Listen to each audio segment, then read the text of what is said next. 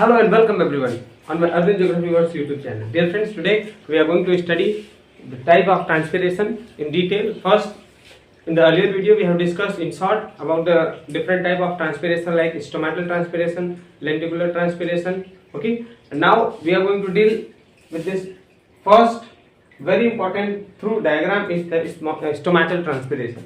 You see, you will find this a structure of stomata. Okay, in this structure of stomata you see that this is the stoma opening, यानी बीच में जो opening होता है उसको हम stoma बोलते हैं. यहीं से वाटर वेपर बाहर निकलता है, गैसेस का डिफ्यूजन होता है.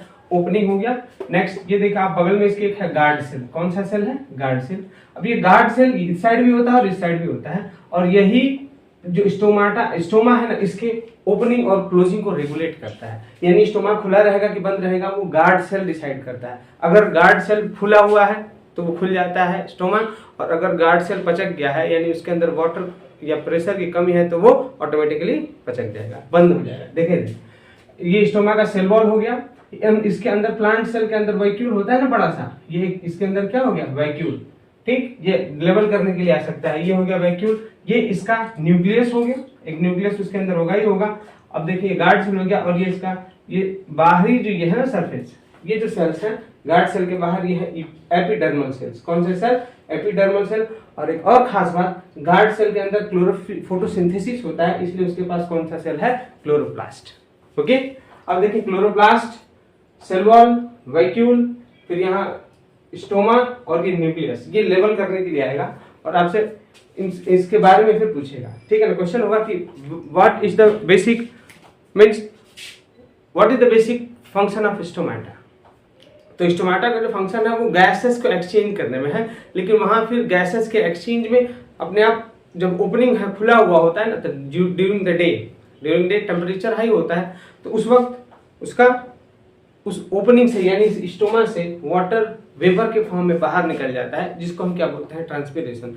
मैक्सिमम ट्रांसपिरेशन यानी पूरे प्लांट का सबसे ज्यादा ट्रांसपिरेशन इसी फॉर्म में होता है, स्टोमेटल ट्रांसपिरेशन के फॉर्म में. किस फॉर्म में? Stomatal transpiration. अगर हम बात करें, देखें आप,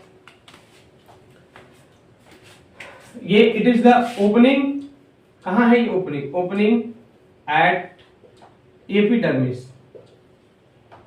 एपिडर्मिस ऑफ लीफ.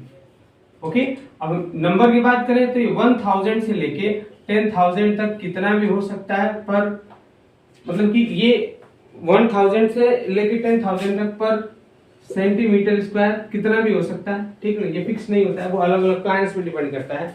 ठीक, अब ये देखें अगर हम बात करें गार्ड सेल्स के बारे में, तो guard cells are bean shaped cells. किस शेप के सेल है? बीन शेप के सेल्स है. ठीक है ना.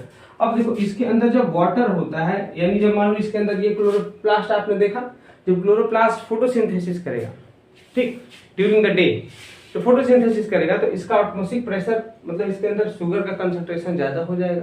जब इसके अंदर शुगर का कंसंट्रेशन ज्यादा हो जाएगा गार्ड सेल के अंदर से, तो बाहर के जो सेल्स है ना, उनसे ये वाटर क्या करेगा? खुद एब्जॉर्ब कर लेगा. ठीक है, क्योंकि हाइपरटोनिक हो गया. अब एब्जॉर्ब कर लेगा तो ये फूल जाएगा, टर्जिड हो जाएगा. और जब ये टर्जिड हो जाता है ना, तो देखो इसके यहाँ से इसका ये अंदर वाला जो सरफेस होता है ये थिक होता है, चौड़ा होता है, और जो बाहर वाला होता है ये क्या होगा?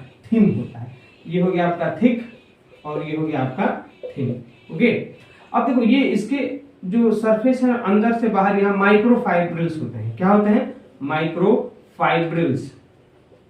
ये माइक्रोफाइब्रिल्स रस्सी की तरह स्ट्रक्चर होता है. ये क्या करता है? अगर मान लो इसमें पानी भरा हो, ये फूला ना, तो ऑटोमेटिकली ये जब फूलेगा तो ये इसको खींच के अंदर की तरफ ले लेता है.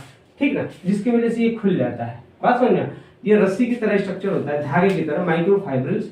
अब इसमें जब वाटर भरता है, जब ये फूलता है ना, तो ये अपने आप ऑटोमेटिकली इसको ये स्ट्रक्चर अंदर की तरफ खींच लेता है. ओके, ये हो गया बीन शेप स्ट्रक्चर. हमने आपको इसके बारे में बताया डिटेल. अब देखो, अब ड्यूरिंग द डे ये खुल जाता है, लेकिन जब रात होती है तो फोटोसिंथेसिस भी नहीं है. ठीक, फोटोसिंथेसिस नहीं होता है तो ऑटोमेटिकली ये क्या होता है? श्रिंक कर जाता है. ट्रांसपिरेशन भी नहीं होता है. ठीक ना, क्योंकि धूप नहीं है तो नीचे से वाटर भी ज्यादा नहीं आता है, तो ऑटोमेटिकली ये श्रिंक पचक जाएगा. और रात के समय में ये जो स्टोमा दिख रहा है ना, ये होल ओपनिंग, ये बंद हो जाता है. यानी दिन में खुलता है और रात में क्या होता है? बंद हो जाता है. ये अब अगर हम बात करें सेल टू सेल ट्रांसफर की, जैसे मान लो ये एक सेल हो गया और ये दूसरा सेल है, तो सेल एक के अंदर जो मूवमेंट है वो किससे होगा? इम्बिबिशन से। और यहाँ ऑस्मोसिस का जो हम लेवल की बात करें यानी मूवमेंट की बात करें वो थोड़ा कम होता है इन कंपैरिजन टू इम्बिबिशन। ये आई होप आपको इतना समझ में आया। तो ये हो गया क्यूटिकुलर। अब ये दिन में खुल जाएगा तो यहाँ से वाटर इवापोरेट होगा, बंद है इवापोरेशन नहीं है, तो ये हो गया आपका स्टोमेटल ट्रांसपीरेशन। कौन सा हो गया? Stomatal transpiration. ओके, ये हो गया मैकेनिज्म इसका। ओके, देखो यहाँ मैं कुछ वर्ड्स लिख दूं जैसे नोट्स के फॉर्म में।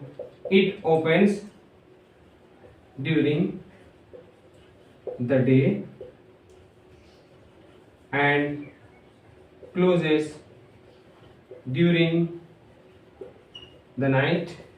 रात में बंद हो जाता है उसका। अगर हम रीजन पूछ